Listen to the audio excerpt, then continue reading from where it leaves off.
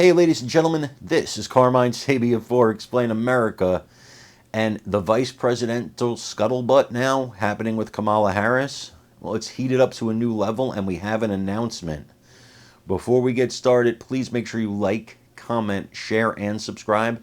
Those little things really help us out, and they help our channel continue to grow. Vetting paperwork has been sent to several governors, and Kamala Harris will probably pick her vice president a lot quicker than former President Donald Trump did. I don't believe she's going to wait until the convention to do it.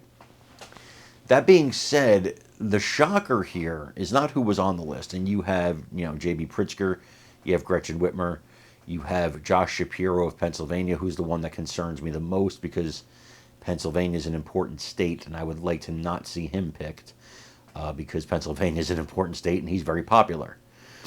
And then you have one particular governor who was left off, and it shocked a lot of people. That governor's name was Andy Beshear.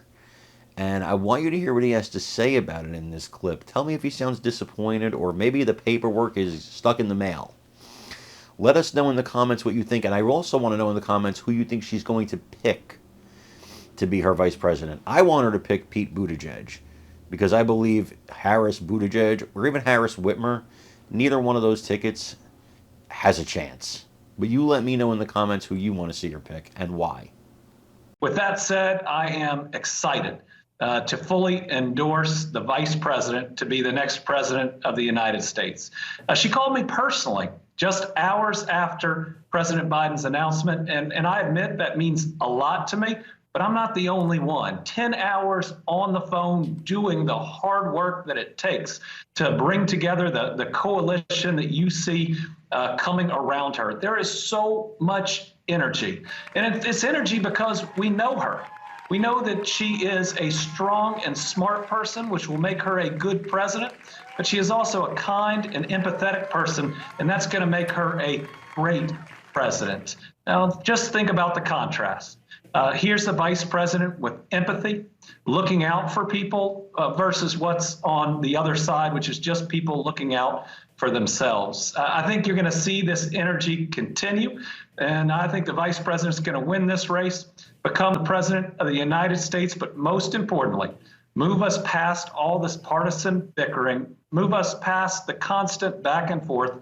People are exhausted about it, and she's got a chance to be that next leader that moves us beyond it. Well, and you mentioned that you were one of the first people that she called. Did she mention anything about having you serve as her running mate potentially? Well, I'm going to keep any of the details of that call personal, but what she did is she called and asked for my support, and I willingly gave it. She talked about having just months to make sure we won this election, but wanting to earn it. She said she didn't want a coronation, she wanted to earn it. And that's exactly what I needed to hear, that she is going to get out there just like she's doing today and make her case to the American people. She is the perfect person to prosecute the case against Donald Trump. Here's a district attorney and a former attorney general like I was.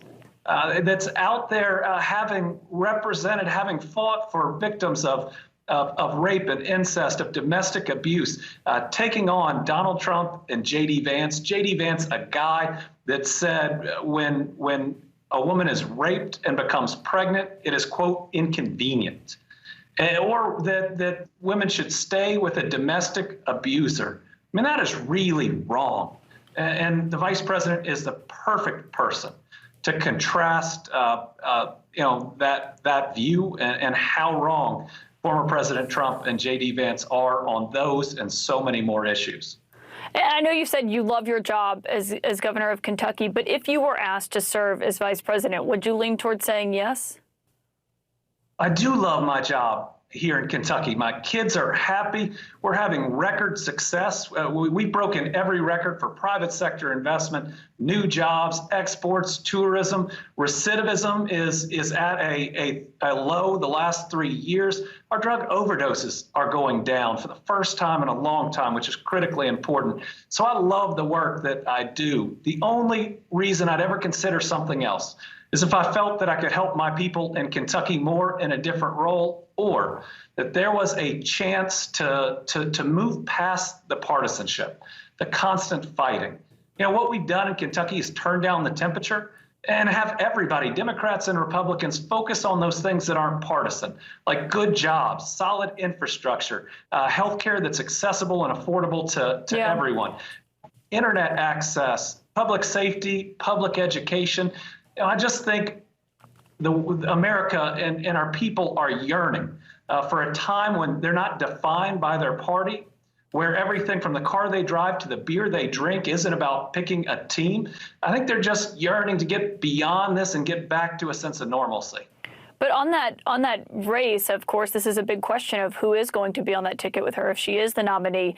There are some people who have already started submitting information for vetting purposes. Are you one of those people? Have you submitted any information to the Harris campaign?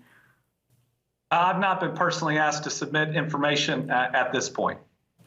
Okay, and you and I spoke right after you won re-election. It's a rare thing for a Democratic governor in a very red state like Kentucky. If you were selected as vice president, and I know we're talking about hypotheticals, but it matters, and what would you bring to the ticket as far as appealing to rural voters who may have turned away from your party? Well, I know how to talk to people on both sides of the aisle. You have to in a state like Kentucky. And again, it's recognizing that when people wake up in the morning, the things they're worried about aren't partisan.